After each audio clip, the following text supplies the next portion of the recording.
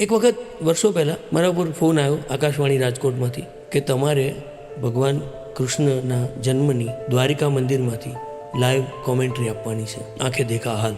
મેં હા પાડીને પછી હું ત્યાં ગયો મંદિરમાં, દરવાજા બંધ, ભોગળ ભીડેલા, અમે બધા રાહ જોઈને ઊભેલા ક્યારે બહારનો ટકોરો થાય ને ક્યારે આ ઉગડે ભગવાન કૃષ્ણનો જન્મ.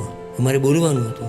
હું આ તમારી જેમ એટલા બધા કાગળિયા તૈયાર કરીને ગયેલો કે વાત ન કરું. એટલા બધા કાગળિયા કે કૃષ્ણ શું ને રાધા શું ને રૂકમણી શું ને ખૂટવું ના જોઈએ ને.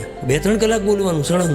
એટલા બધા કાગળિયા તો ભેગું કરીને ગયેલું. અને સાહેબ આમ આમ આમ ક્ષણ ગણાય, કાંટો આમ આમ આમ આમ, જે ક્ષણે આમ 12 વાગ્યાને આમ આમ કપાટ ખુલે અને એ ખુલ્યા અને હું કૃષ્ણને જોઈને જે આંખમાં આંસુ, અને મને ખબર ન પડે હું શું.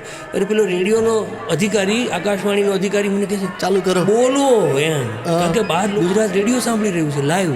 ભગવાનનો જન્મ થયો ને તમે તો બોલતા નથી. હવે તો બોલવાનું હોય ને, બોલો કૃષ્ણ કનૈયા લાલ કી જય, એ કરવાનું હતું મારે. અને પેલો મને ઈશારો કર્યો, હું એકદમ જાગી ગયો જાણે કે સાહેબ એ જે 5 કે 6-7 સેકન્ડ જે મને મળી છે એ અવર્ણનીય અનુભવ હતો. એના માટે કંઈ કૃષ્ણ શંખચક્ર ગદા પદ્મ લઈને મારી સામે આવે એ જરૂર નથી.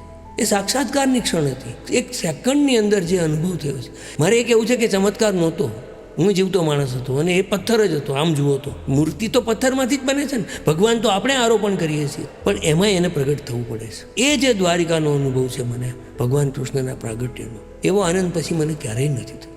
હેલો દોસ્તો, જો હજી પણ તમે અમારી ચેનલને સબસ્ક્રાઇબ નથી કરી તો પ્લીઝ તમે અમારી ચેનલને સબસ્ક્રાઇબ કરવાનું નહીં